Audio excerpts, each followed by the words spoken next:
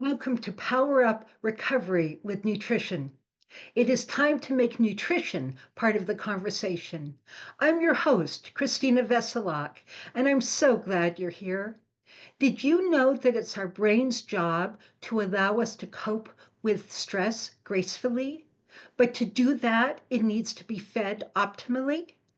Have you ever wondered why so many committed people relapse or maybe even die? Why so many people on psychotropic medication still feel lousy and still have cravings? What if the missing piece is food, the right food?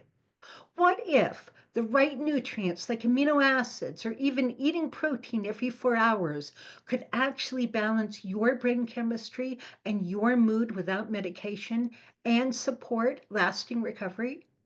In this podcast, we explore the powerful connection between feeding your brain well, mental health, relapse, and recovery from addiction. We will share insights from experts, inspiring recovery stories, and practical strategies you can use today. Whether you're in recovery, a healthcare professional, or someone passionate about emotional well being, this show is for you. Let's dive in and discover how fueling your body and brain with the right food, the right amino acids, and other key nutrients can fuel your transformation today. Welcome. Hi, everyone. Welcome to the next episode of Power Up Recovery with Nutrition, where we talk with experts in the field and scientists and researchers, practitioners, but also the ordinary person sharing their life story with us and how bringing in nutrition and feeding their brains optimally change the whole trajectory of their lives and their recovery journey. Today, we have the pleasure of talking with Sarah Thomsen Ferreira, who's been doing very similar work to me in the mental health and food and mood field for quite a while. And I really look forward to hearing what she has to say. Welcome, Sarah. Hey, Christina, and hello to everyone who's listening.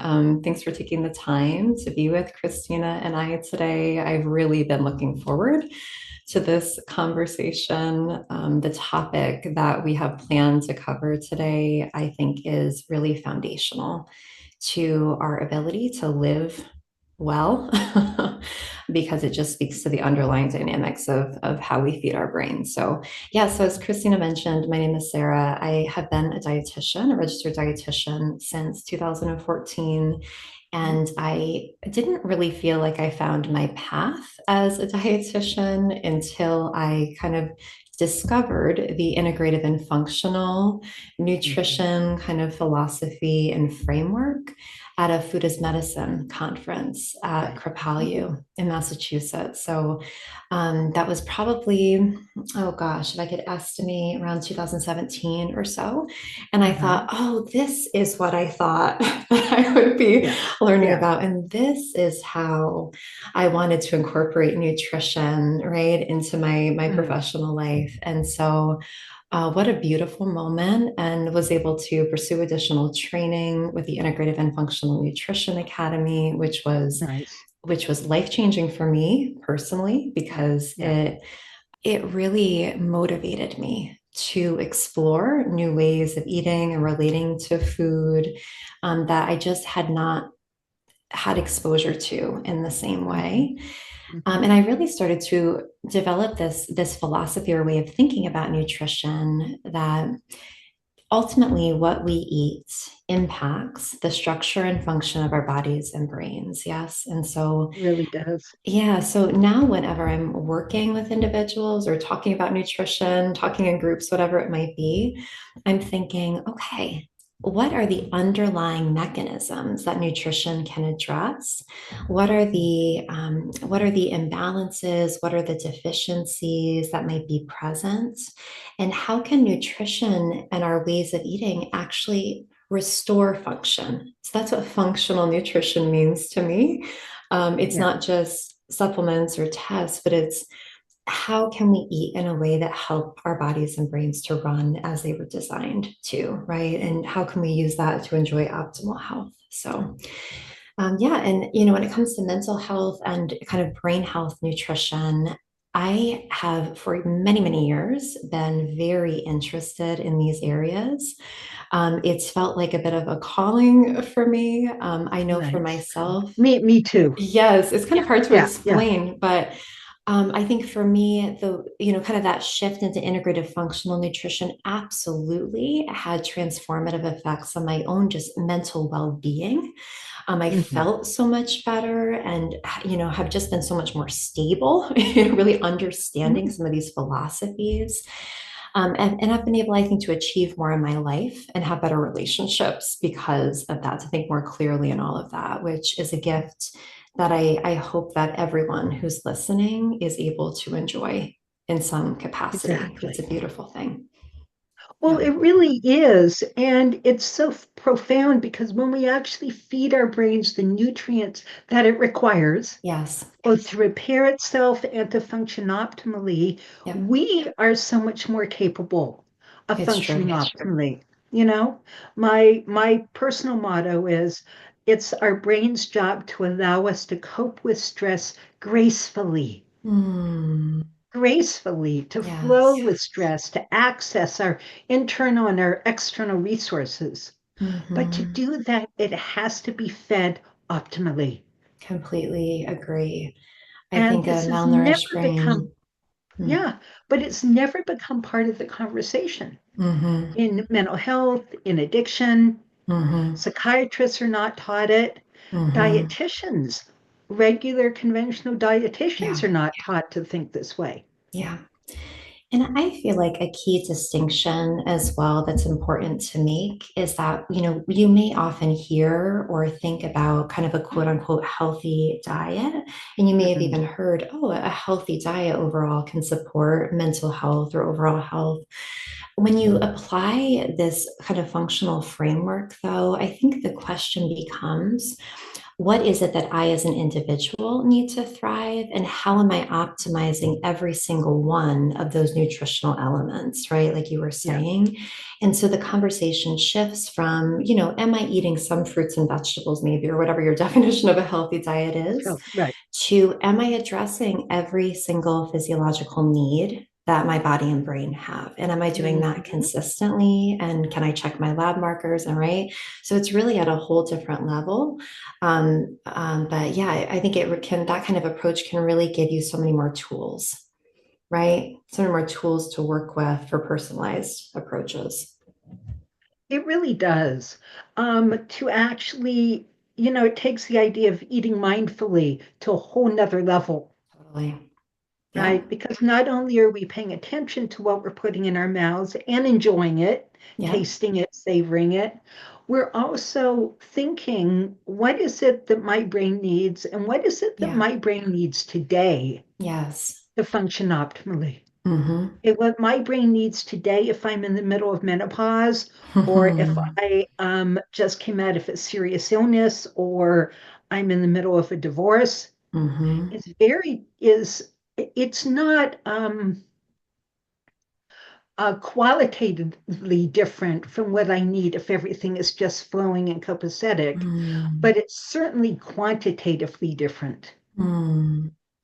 My Yeah. brain still needs the same nutrients. It needs the right fatty acids. It Yeah. needs the cofactors. It needs the amino acids to make the neurotransmitters. But if we're in a life situation that is draining us constantly, Yes. Completely. you know, Yeah. I talk about it as putting water into a bathtub that has the drain open. Mm-hmm. We Mm-hmm. need to up our game, Yes. and so Yeah. many of us don't. Yes. And we know, Yeah. stress what can deplete B vitamins, magnesium, so actual Mhm. needs can increase. But then also the beautiful thing about nutrition is there's so much more outside those essential vitamins, minerals, fatty acids too, right? We have all these kind of functional foods. And Yeah. when I think about nutrition and mental health, I think like kind of what can we bring into our diets that helps to defend our brains and helps to buffer, right? Some of the kind of I like oxidative that idea. stress and right. And so in those moments where life is just really hard, Mhm. yeah. So, what are some of those foods for you? What are some of those Yeah, nutrients? yeah, yeah, yeah. So we had talked a little bit about kind of the idea of neurogenesis, using nutrition to help our brains to thrive by supporting new growth of new neurons, right? So Mhm. if any of you have heard this term neuroplasticity before, I just want to give a little bit of background and kind of talk about some specific foods with this. We're basically talking about the brain's ability to rewire and to Mhm. adapt, to change, to strengthen or weaken different connections that may be present, so that we can effectively adapt, right, to our circumstances and learn and remember information as well. Right.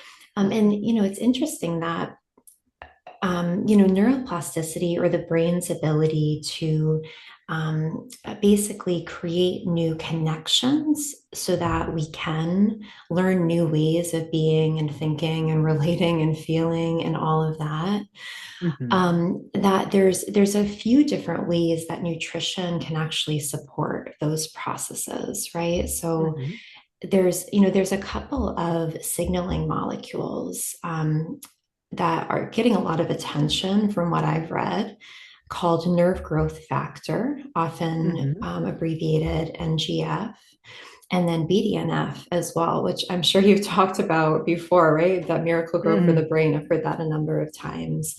And these signaling molecules are being associated with mood disorders, Yeah. including anxiety, depression when they're lower, but also actually substance abuse and addiction Mhm. issues as well.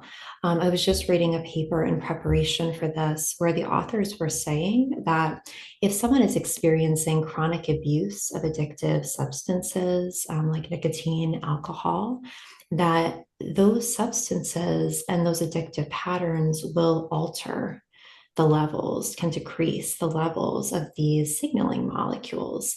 And so it can create a really vicious cycle, right? Right. Downward. Yeah. Where all of a sudden, you are stuck in these patterns, whether it's with addiction, whether it's with depression, whether it's with ways of eating that aren't supporting you. And if your brain doesn't have the right resources to be able to create more of these signaling molecules to kind of get things changing, Right. right? Right. Yeah, it's I think it's just more difficult. My understanding is it's more difficult for you to break Mhm. out of those patterns and to kind of see Mhm. your way forward, right? So that's a little bit of the background. And I just want to acknowledge too that outside of nutrition, there's really good data that psychotherapy helps support these growth Mhm. factors, right? Physical activity and That's right. exercise, right, help to support BDNF production. It sure So, does. And there's reduce more. relapse. And reduce I, relapse. I believe I, that. Yeah. yeah, I have a Yeah. friend who did a study on BDNF and how moderate exercise and early recovery Mm, increases it and thereby reduces relapse. mm-hmm. Yeah. And this is such important information It is such because important information. all of this empowers us. It does. It empowers us to take care of ourselves. It empowers us to start our Yep. own upward spiral and Yep. keep it healthy and happy, Mm-hmm. Keep it healthy and and thereby happy. Yep. keeping ourselves healthy and happy. Yep. I don't think Yep. a lot of people know, and the medical profession definitely doesn't know about the things we can do for ourselves that are Mm, very simple changes in our lifestyle that make a mm-hmm. huge difference. Yeah. And they can, I think, spark these positive, they can just help reinforce the possibility for change, I think, right? Every time that we That's right. engage in an activity or eating pattern that helps to support these Mhm. processes, we're just one step closer, right? One step closer. So Yeah, and there's actually a couple other mechanisms by which, because I'm all about the mechanisms. I'm telling you, with functional nutrition, I'm like, well, how does it work? Because Uh-huh. that's motivating to me when I know, oh Sure. yeah, there's something happening here, right? And Mhm. so whenever we are in our bodies and brains are experiencing a lot of inflammation, which we could talk about for an hour, 2 hours, 3 hours, right, separately. But whenever we're in a state of chronic inflammation, that does actually make it more difficult for this That's right. neurogenesis to occur. And so the right nutrition can also, of course, make a huge difference in our levels of chronic inflammation. And so that Mhm. kind of paves the way for this neurogenesis to happen. And then also the way that we eat can support a really consistent kind of energy supply to the brain because, our brains are hungry. And Mhm. so if we are eating in a way where we have either a steady supply of balanced glucose or ketones, which I'll talk more about kind Mhm. of ketogenic eating later, that can help our brains to kind of be optimally fueled, right? To do what they need to do. So, a steady energy supply, regular meals with the right foods, adequate Mhm. fiber, all that. I can talk more about that. And then another way too that I think is important that nutrition supports the neuroplasticity, the brain's ability to change, is it actually will influence the health of our membranes, right? And so structurally in our brain's tissue, we have all of these different, tissues that, depending on what we're eating and the types of fats we eat, et cetera, Mhm. basically communication can be more or less optimal, right? So the way Yes. our like brain chemicals signal back and forth. So this all plays into the idea of neuroplasticity and our brain's ability to change. So does that all kind of make sense? And anything you would add to that? And then we can talk details and we can talk details about food. Yeah, no, it Yeah. makes enormous sense. Yeah. And I think it's a really helpful way to think about it, Yeah. that Yeah. we need to choose the foods that reduce inflammation, Yeah. that improve neuroplasticity, that get the right energy sources to the brain that the brain can use for energy to Right. run every single thing that Yeah. happens in the brain requires energy, Yeah. right? But we also Yes. need membrane integrity.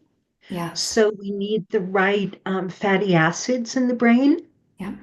And we either get that from food or we get that from the brain cells having enough raw material around to make its own. Mhm. We need enough cholesterol. There's a lot Mm. of research. The lower cholesterol drops, the more at risk we are of dying of suicide. Mm. That's scary, It's but scary. cardiologists never talk about it. I don't even think Mm. most of them know it. Mm. And that total cholesterol of around 220 provides the greatest protection against neurodegenerative illnesses, as well as Mm. things like cancer. Mm. And that, there's so many nutrients.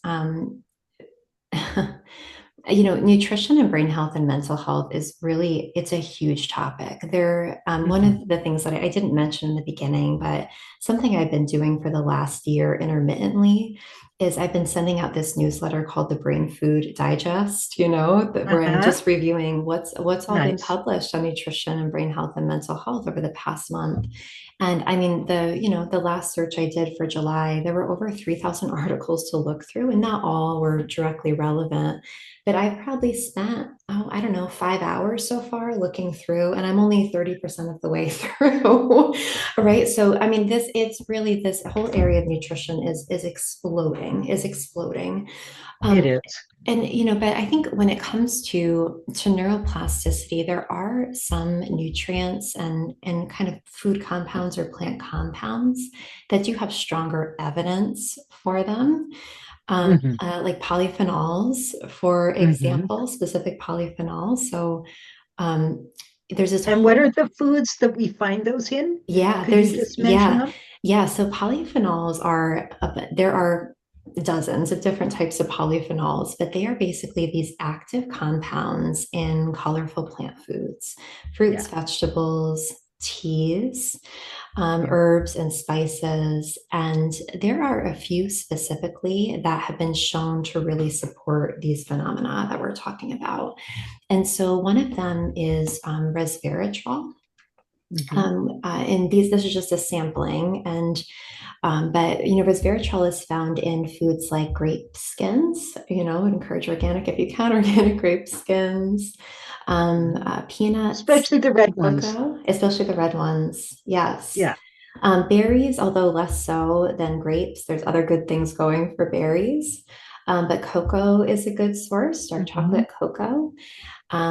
There was actually a study done comparing kind of high flavanol cocoa.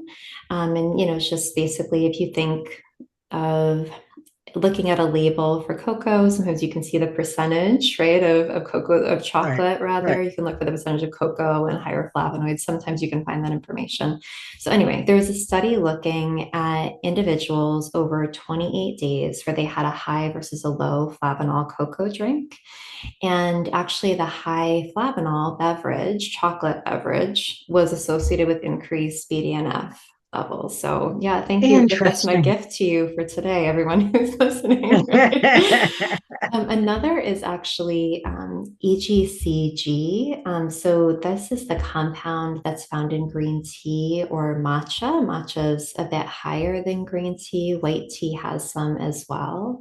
And I've seen like kind of mixed things on this with BDNF, but certainly there was a study published just in July, early July, that was looking at a kind of a whole collection of reviews. It was a systematic review or a whole collection of studies. And ECGC intake showed an improvement in mood disorders like depression. And there has been in kind of these animal studies impact on BDNF. So that's one I'm kind of really interested in. But I think a good amount of Nice. data for mental health, right, with that. Uh-huh. Another is curcumin. So curcumin, if you've heard that term before, curcumin is found in turmeric. Hmm. So think about things like turmeric tea or curries that might contain the Hmm. turmeric spice. Yeah, the bright yellow ones. The bright yellow ones, yeah, we put it Yeah. in eggs and all of that. So there was a study just to, kind of really just describe what the research has shown, where curcumin at a dose of 2 grams per day was given to young athletes, runners who were training. And BDNF levels increased when they compared kind of the first running trial to the Mhm. second by 21%. BDNF increased by 21% in the group that was supplemented, the curcumin, and that was over 6 weeks. And I think what's really Huge. interesting, yeah, what's interesting about curcumin is that it has very well documented anti-inflammatory effects, Yeah. right? And it acts on a many different inflammatory, And neuro anti-inflammatory neuro effects. anti-inflammatory effects. Yes, Yeah. yes, yes. Yeah, so curcumin, also quercetin. So quercetin is one that I haven't seen human data for. And with animal studies, of course, like you always want to consider that results may not translate perfectly to human. But quercetin is found in really simple onions, Yeah. right? Cooking more onions, apple skins, organic apple skins, berries. There's berries again, capers, right? Those little kind Oh, of salty capers that sure. you might throw Sure. into dishes. Kale and broccoli have a little bit. Those are just some foods.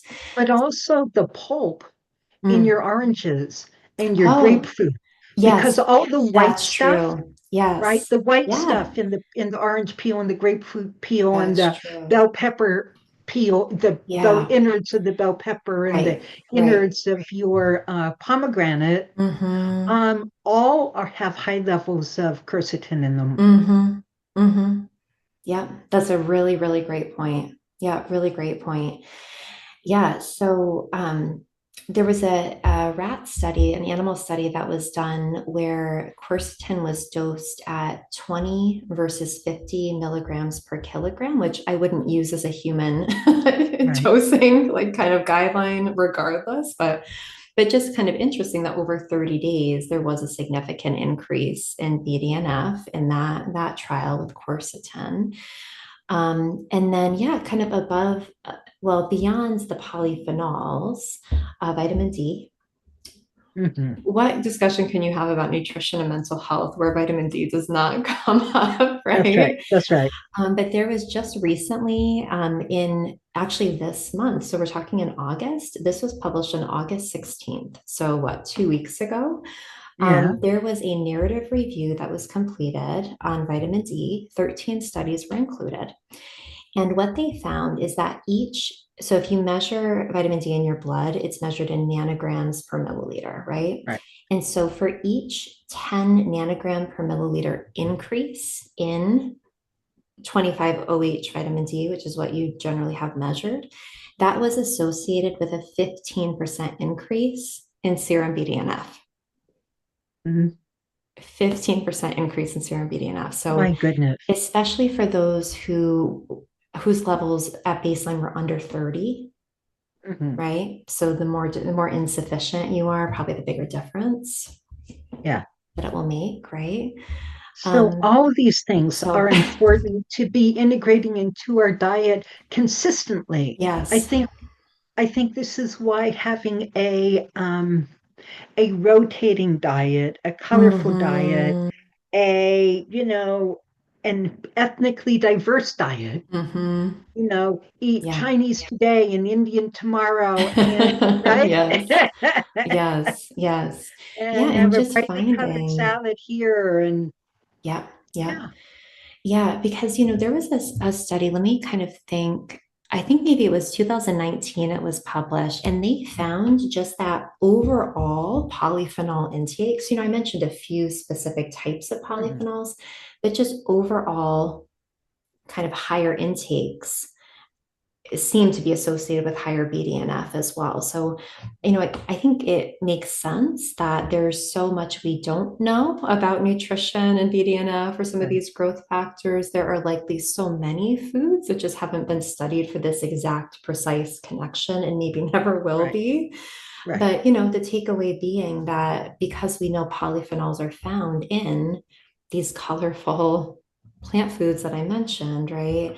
I agree with you that the more ways we can sustainably incorporate them into our diet in a way that we enjoy, it's at least worth seeing if it makes an impact for you, right? Over the course of 30, 60 days, how do you feel when you increase XYZ? Because the data's coming out. So, What just occurred to me, Sarah, is mm, people who are, for instance, in recovery from alcohol use disorder yeah, and need to change what you're drinking when you get home from work, yeah, what you're drinking when you're relaxing, what to drink when you're playing, what to yeah. drink, before bed, Hmm.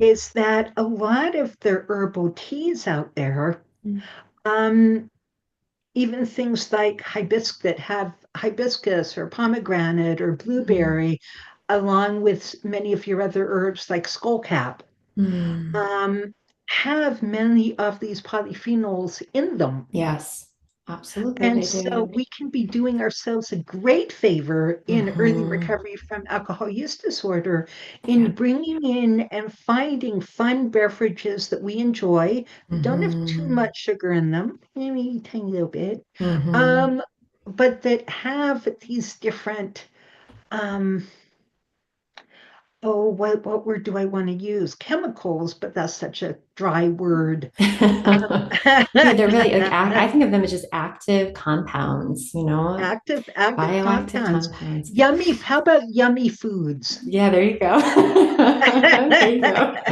Yeah, what's so beautiful about teas and beverages is, we drink so much throughout the day, right? But there's no reason that you couldn't be sipping on an herbal tea, like chamomile That's right. tea, regularly throughout the day, right? Versus just water all the time or Yeah, something. And could really see some benefit potentially that's from right. that as you add these behaviors on to each other, right? Yeah. Yeah. And chamomile has apigenin in it, Yes, it which does. is one of these polyphenols that are very brain supportive and Yes. neuroprotective. Yes. And it's calming, it supports the GABA system, Yeah. right? Yeah. Okay, maybe if you're allergic to chrysanthemum, you maybe don't want to do chamomile. But Mm-hmm. other than that, Yeah. and when you mix different herbs together and different flavors together, Mm. um, we are directly feeding our brains. Yeah. This is also for people who are needing to shift their emphasis and wean themselves off from, Diet Mountain Dew and Coke Mm. and all of Yeah. these sodas Yeah. that can become so much a part of our diet. And it's really hard to Mm-hmm. let go of for some people. No, Yeah, it's not just the it sugar, is. it's the taste and it's the fizzy and it's the this, that, and the other, and they can be highly addictive. Yeah, both that and also I think they interfere with that consistent energy source. Because They do. if our blood sugar is jumping and dropping all the time, that is Right. not the consistent energy source I was talking about. No. You want really steady blood sugar levels, and that Okay. means, low to no added sugar. Really, no maybe is Right. impractical for a lot of people, but as low as you can feasibly. But But no really, is more the ideal. importantly, it's not a necessary nutrient, right? And to So, lose your taste for sweet. yes, and there can even be a role for kind of a period of abstinence, so to speak, right? Where you're Mhm. resetting your taste buds and then you can kind of That's right. re-explore your relationship. But really a diet that has adequate protein, lots of dietary fiber, and meals that allow your blood sugar to remain in this zone where you're not, yes, Very yes, gentle yes, flow yes, rather than yes. this. Which is why, But I wonder in part if that's why, because a ketogenic diet has been shown also to increase BDNF. sure. But I think that is likely part of the reason why, because for so many American adults are dealing with kind of this prediabetes and these blood sugar imbalances. Mhm. And I wonder if that's a lot of it. It's not all of it, right? Ketones do have their own brain protective mechanisms for That's right. sure. But I think it's amazing what you can accomplish if you can just get your blood sugar stable. Blood sugar stable. Well, I don't know if you've looked at a lot of my material, Mm. but one of our foundations is what we call the 5-star pro recovery diet. And our five Yeah. stars are designed to give the brain the nutrients it needs to function optimally. Mm. So, protein, healthy Mm-hmm. fats, Yeah. complex carbohydrates Yeah. with your leafy greens and your colorful fruits and vegetables, Yeah. Yeah. and then clean. So we don't Mm-hmm. have added toxins to stress out our liver and create brain Mm. toxicity. And then Mm-hmm. personalized. Yeah. Personalized in terms of culture, um, calorie expenditure. Some people, Mm-hmm. what your construction worker eats a day is going Mm-hmm. to and needs to look Yeah. very different from what your really petite little, secretary eats. Mm-hmm. And we need to Yeah. personalize. Some people have food intolerances. Yes. Some people, really have good solid adrenals and can go, Mm. longer periods without food. Other people and premenstrual women often fall into this category, literally need to be eating whole food every 3 to 4 hours, Mm-hmm. especially in early recovery or after Mm-hmm. stress, Mm-hmm. to keep that blood sugar nice and flowy. Mm-hmm. So we want to personalize it. Yeah, I agree. Um, Life some people do stage, better with activity red meat, patterns. some people don't. Mm-hmm. And so on one level, it's one size does not fit all. on another level, our brains all need the same nutrients in Mm, order to function, maybe just different levels of some different of them, levels of them. but we Yep. all need, but we all need all of them. Yep. And I would suggest that some people can get away with using just food most of the time, whereas others may be in a place where they're still malnourished. They're not digesting, right? Where supplements might be actually more useful or might make more sense, right? So Or there's a where, difference too there too. absolutely, or where their stress level in the moment Hmm. is depleting you faster than you can Yeah. get food in, Yeah. you Yeah. know. And so another one of my mottos is let's begin with food and let's end with food. But maybe in Mm. the middle, let's use supplements, Yeah. the right Yeah. ones. The right Yeah, ones for the right amount of time with the right uh-huh. monitoring and evaluation, right? There you Yeah. go. And this is where Yeah. testing can come in. Absolutely. Yeah. Like Yeah. vitamin D levels, use that as an example, right? Do you know where Mhm. your vitamin D is? Do Well, you know where and that is? one of my pet peeves is that so many programs that work with people with addiction coming off the streets, Mm, especially methamphetamine, a lot of the physical symptoms you see in people with late stage methamphetamine addiction, with the spongy gums and the teeth falling out and the skin mm, lesions, these are the symptoms of scurvy. mm-hmm. But how many doctors Yeah. test their vitamin C levels Yeah. in their, meth clients coming right off the streets? Yeah. And because scurvy is so easy to treat, and vitamin C Mm-hmm. is really cheap, So inexpensive. and Yeah. low vitamin C levels directly impact mental health, Mm. Yeah, lead because to they impact depression and other the symptoms. inflammation, right? Oxidative And stress. then you have the whole Yeah. inflammatory piece. Yeah. That's right. Yeah. And yet it's never ever looked for. Hmm. And scurvy is such an interesting example of a condition. I remember learning about that in school, and I kind of had the Mhm. impression, undergrad, I kind of had the That's impression, oh, all like gone. we don't experience that anymore. No, yeah, like you're bringing this up, but I just read an article the other day about how, just more kids are experiencing scurvy because if you have a Read diet that that's article too. primarily processed foods, Yeah. guess what? Right. And it's really incredible, like on an individual level, um, to adjust over time and all that, but just to get a baseline for those individuals I've done nutrient tracking with or on the behalf of, right, where I've looked at Hmm. their diet and plugged it in, even my own diet when I do this, Hmm. I am consistently challenged because even if you maintain a whole foods based diet with Hmm.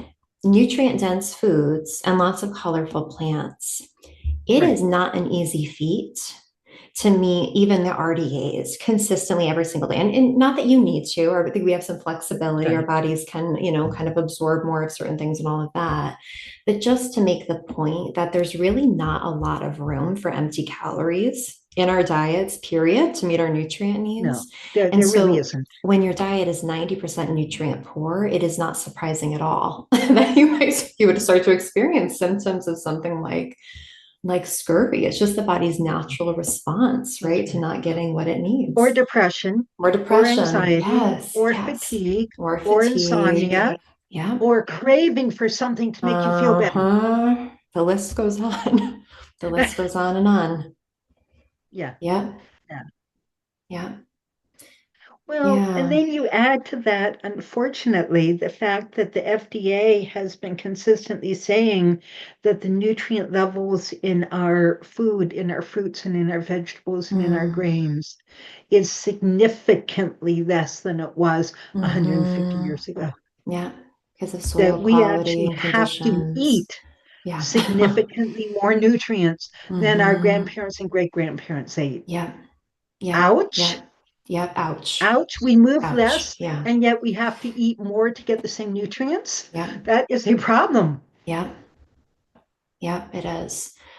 It Yeah. is. Yeah. And I think there's a role there definitely for if someone has some exposure and ability to access local food, that could help to a degree Yeah. depending on where you live. But yeah, I think especially with magnesium, right? I've seen some data that levels are so much lower than they used to be, even in our green leafy vegetables. So yeah, Mhm. that's why I was saying like sometimes the supplementation, it helps to I think fill that gap. But yeah, it just, it depends, of course, on you as an individual, what your needs are, what you're able to do, what's affordable too. There's so many ways to pull all this together for an mhm, individual. mhm. Right. That's the personalization Yeah. piece of our 5-star pro recovery diet. hmm I Yeah. love that you mentioned it that way because, talking about blood sugar balance, I mentioned the protein and fiber, but you're absolutely right that, kind of that complex carbohydrate piece. Hmm. I, I think often when you tell me what your thoughts are, but I think often when people think about carbohydrates, they have associations with maybe refined grains. They think, That's right. of rice Your and white certain flour, breads your and white things like sugar. that. Yeah. And that's maybe contributed to some of the demonization of carbohydrates in general. But it's really incredible if you can find and hone in your diet recipes and food choices that contain carbohydrates and are also very fiber rich, what Hmm. a lift that can give to energy and That's right. mood, and how that can contribute to this whole steady energy supply, right? Even some of the ancient grains like buckwheat, which is really rich in resistant starch, which Hmm. helps with the gut and helps with blood sugar. Quinoa is another example. Your berries, your beautiful, colorful Hmm. berries. There's so many foods that you can incorporate. I mean, you know this. I'm, preaching to the choir. You Okay. know this in and out. But yeah, I really I feel sad sometimes when people are afraid to incorporate like kind of Right. they haven't been exposed or aren't used to maybe the right types of carbohydrates, which to me look nothing like standard American diet. It's really more ancient grains and a lot of the fiber rich fruits and veggies and all of that. And yeah, they Hmm. can really support kind of everything we're talking about, and mood as well, right? Mood Well, as well. we haven't talked about the gut, Mm. but that is Oh, so where much. fiber, right? That Yeah. is where fiber comes in. Yes. It's feeding the good microbes in our gut that hmm have increasingly been shown to directly impact mood and behavior Absolutely. through the vagal nerve and through hmm we just don't know about yet. Yeah. And how there's specific bacteria that are very that are really good for mood. There's hmm specific bacteria that are very bad for mood Hmm. and very You got the bad wrong for ones in your gut. behavior. And we find them, Yep. in people with schizophrenia and depression and alcoholism and. And so Mm. keeping our gut happy Yep. is crucial. And Yep. these fiber-rich foods, Yes. your root vegetables, Yes. whether they Sweet be potatoes. carrots or sweet Yep. potatoes, and even white potatoes to Rutabagas. some degree, Yep. maybe not highly processed white potato flakes, but an hmm actual potato. Yeah. In the right You know, context. Yeah. cultures have survived on Yeah. potatoes. Yes.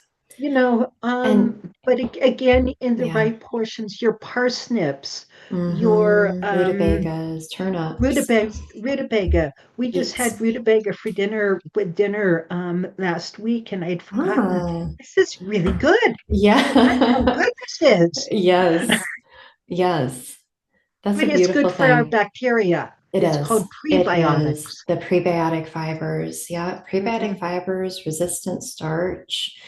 It's just, thinking about including those in your diet, I think is another way to create these gradual shifts that, if you're concentrating on eating these foods, right, for 30, 60, 90 days, Yeah. just like with these nutrients and polyphenols, the whole ecosystem in your body and brain can start to change. Food is Right. information. It's food as information because it's all about it's signaling, right? What you feed your gut Yes. influences the makeup of the bacteria. Those Yes. bacteria are going to be secreting neurotransmitters, right? Or pro-inflammatory compounds, whatever it might be. And the That's brain right. is affected by that. The brain, right? Yes. That it's all connected, all connected. So we're not getting away from that. Right. Just the way we're wired. So yeah, there's good news there. So, There's so, lots of so, what are options. three of your most favorite foods in Yeah, your own life that you keep yeah, coming back to? yeah. Okay, so this list is actually pretty easy for me because I love these foods. So I mentioned buckwheat. Right. And so buckwheat is I love something, it. Buckwheat. yes. Kasha. Kasha, yeah. So buckwheat, I've been loving. There's a granola recipe from Amy Chaplin. She wrote At Home in the Whole Food Kitchen. Ooh. And I go to this granola recipe over and over. Sometimes I've made it just with buckwheat. Sometimes the recipe itself has about half oats, half buckwheat. So sometimes I make it like that. But then it has, coconut flakes, sunflower seeds, pumpkin seeds in it, cinnamon, vanilla, all of this. It is fabulous. I love making that. And then the buckwheat muffins, hot buckwheat cereal, all that. So I love buckwheat. And then also, I am really into lion's mane. So this is one of those Okay. things also actually that I should have brought up before because one of the reasons I started using lion's mane powder, not a supplement, but I mix it in with chicory root. It's like a coffee, you can drink chicory Mhm. root instead of Right. coffee. So I love the taste of coffee, but if I've had a cup or two, that's my Uh, max yeah. before because I'll start to feel anxious. So I just know. And so if I still So want that lion's bitter mane is a flavor, mushroom. it's a mushroom. Yeah. And so I'll take Right. that chicory root, I'll mix in lion's mane mushroom powder. I use Terrasoul Superfoods, that brand. And yeah, and drink that because lion's mane actually does also help support neurogenesis and growth of Hmm. new neurons. So anyway, yeah, lion's mane I have really regularly, especially when I feel like like I'm about to do something that could cause some stress or that feels more challenging to me. I'll often have lion's mane and I feel like it makes it easier for me. Maybe it's just, me, Nice. me just thinking that, but I again really like the way it makes me feel. And then I really like cabbage. Yeah, I love making cabbage slaws, or just like Uh-huh. chop up cabbage and then throw I like balsamic. It's a little sweeter, but like olive oil, balsamic vinegar, pumpkin seeds, whatever protein, or just sauteing it, with Hmm. onions and throwing in chicken or whatever it is I want to have. And Hmm. Hmm. that's another one for me. Yeah. So Or those are throwing those are some three. apple in Yeah, with I your throw in some cabbage is also really apple. good. Yeah, Yeah. yeah, absolutely. Yeah, like sometimes I'll do dried cranberries sweetened with the apple juice. I'll do a few of Hmm. those or Yep. beets. Add some beets in there for some sweetness. Those are all, especially for fall, great flavors. I used to live in Denver where we had, of course, Whole Foods and Trader Yeah. Joe's. I live in the middle of nowhere right now and don't get that. Mhm. But these stores had a wonderful raw cabbage sauerkraut Mm, that, I don't like the kind of, soggy, I don't yeah. like soggy sauerkraut. But this fresh, raw, Yeah, crunchy sauerkraut, it's the best. oh, to die for. Yeah. And so good for you. Yep. So good for you. Yeah, Yep. Yeah. And I love like using sauerkraut in salads because it's almost like a salad dressing. If I use whatever I'll it use for the is. dressing, olive oil, Uh, vinegar, or something otherwise I've made or whatever. But then I'll throw a little sauerkraut in and it just like it gives it so much more flavor, right? And a little bit of and saltiness and brightness. It brightness. brings it alive. Yeah. Brings it alive. Hmm. Yeah, it really does. It really does. So yeah. What about you? What are some of your favorites, Christina? Maybe you've talked about it, but I haven't heard. I love pomegranate juice, that Palm Oh, brand, oh yeah. in water with half and half good quality sparkling water. Oh, that sounds so And good. so I have a pomegranate soda. Oh, that's fabulous. right? Because it's not that sweet. And Right. pomegranate is full of the polyphenols Yes, it is. and has so many. It's antiviral, it's antibacterial, it's Mm-hmm. antimalarial.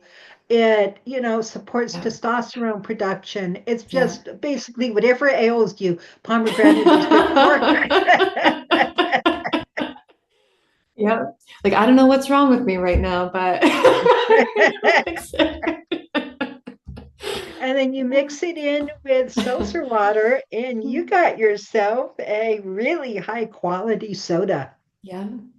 Yeah. That's delicious. So That that's does one sound of so mine. good. Yeah. This summer I was doing a lot of like mixed the organic mixed berry juice from Aldi Mm, actually near me. And it has like there you I think go. it has aronia berry and like some really crazy berries. I'm like, okay, let me bring and just a little bit in water because in the summertime I just wanted something different when it was warm That's right. out and You really do. so I love that. Yeah, and juices also, like they can really be, like you said, so concentrated with the polyphenols, right? A couple ounces They here and really can there. be. Yeah. But some of them are also concentrated with a lot of sugar. Yeah. You want to So that's watch. why diluting it is just a Yeah. really good idea. Yeah. Yeah. Especially you're having it That, on your own, on its own. Yeah. that's right. Yeah. That's right. But then it can be fun, and then you can mix and match, and then you can take it to Mm-hmm. parties, and you Yeah. know, Yeah. who said healthy has to be awful? Right? It can be It's not really just fun. celery and carrot sticks, right? Yeah, Yeah, it's yeah. true. Yeah. And so I think like for me personally, there was a period of time, like a long time ago, where I wouldn't have appreciated a lot of these things. Like I was not the teenager who was Hmm. gravitating toward the types of things we're talking Hmm. about. I want to say that. Like I Right. You're would not much rather necessarily going to give them pomegranate soda. I much rather would have gone for honestly sugar brownies. Like I was on that blood sugar roller coaster. I've lived that, I've experienced that. So like for anyone, and it was really like I said, kind of that functional nutrition shift, that like shifting to a whole foods way of eating versus Yeah. healthy. That I don't know what Right. that it just unlocked something for me. And so my taste Hmm. buds have changed a lot over the Lovely. past, 10 years, 12 years. So I just want to say that because if someone's listening to us and being like, oh, those things don't sound good, or, it's okay. Like, we're all where we You have to are. ease We're into always them. exploring. Yeah, you ease into them. And that's why, like I said, like at least for me, knowing what the research is saying and knowing some of the mechanisms behind some of this, I think it can help to fuel the process of discovery because if we're not feeling well and we want more tools, let's use the research and the data we have available to us when it comes to food and nutrition and see what you can start with. That's right. Yeah. That's right. And I want to end with this note that it can be culturally adaptable. Oh, totally. I have a friend who lived in the Middle East for 10 years as a functional nutritionist. Um, She wrote a paleo cookbook where one of the hmm. main ingredients is camel milk Yes. because camel milk in the area she lived um, is cheaper in the grocery store than cow's milk. Wow. Readily available. And it's Yeah. government subsidized in Dubai. Apparently, it's government subsidized. Mm-hmm. And there's a lot Interesting. of product, camel milk product. Mm, Well, so I asked her to share that cookbook with me. I haven't gotten it yet because mm, I have a nonprofit called Eating Protein Saves Lives mm-hmm. with lots of high protein resources on there Mm-hmm. and what I call Yeah. the Nourish and Thrive Kit, which Mm-hmm. is food recipes that really can support, early recovery eating. Mm-hmm. But it is the people who have volunteered recipes and things, it's a little monocultural. Mm, And so I want people to be sharing your favorite recipes for my Nourish and Thrive kit from all the mm. different cultures in the world. Yes. I love that. Yeah. Yeah, I Yeah. love that. So Yeah. bring on camel milk. May not be able to buy it Mm-hmm. here, but I Yeah. can buy it Yeah. there. Yeah. Yeah. Yeah. Yeah.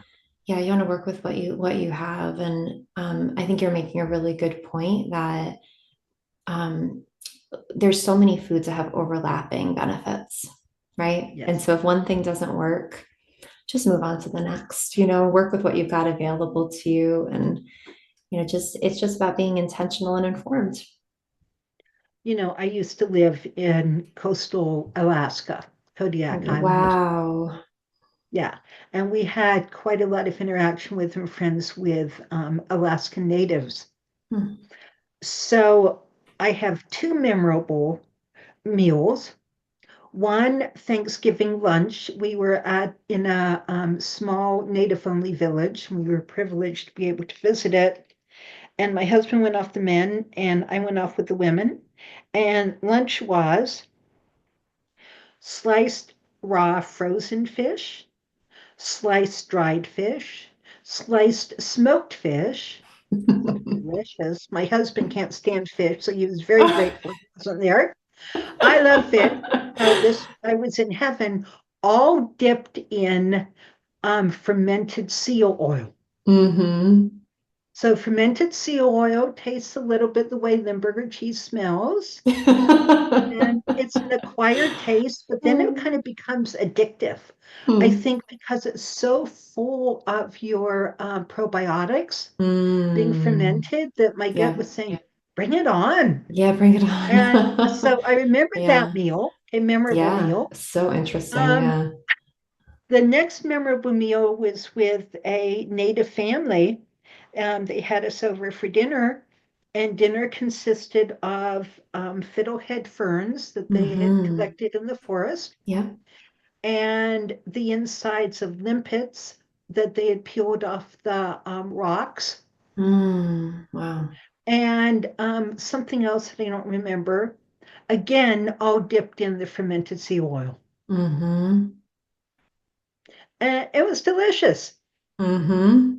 No different, Yeah. but an honor, a privilege, and really good for Yeah. you, right? Yeah. Whole food Wow. diet at Whole food its diet. most foundational. Yep. Yep. What you forage, what you find. Yep. Hmm. Yeah. Yeah. What you catch. For sure. For sure. Yeah. So Well, much th- opportunity. there really is, and it Yeah. can be fun. See, Yes, this is it. We want to absolutely. make it fun. We don't want to Yes. make it hard work.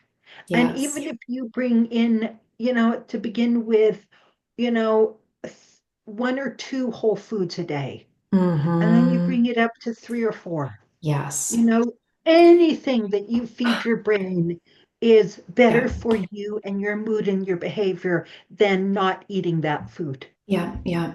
And just like this example you brought up about your experience in Alaska, so often our bodies will give us feedback. If we can give them the and kind of Yes. the foods that they need or the nutrients they need, yeah, that's where the magic happens, I think. You start to feel better, think better, have more energy, and the momentum starts to build for you. So it can become easier, I think, as the process It goes does become than in the easier because beginning. once your brain works better Yeah, and once right, these exactly. everything becomes easier. Everything becomes easier.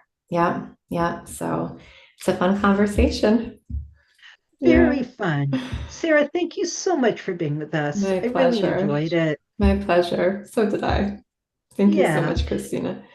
And all of you out there, thank you for joining us today. I hope you enjoyed it. I hope you had fun. I hope you got some good ideas. If so, please push the like button and subscribe to our channel and share this with your friends, your family members, maybe even your clients. I'll see you next time.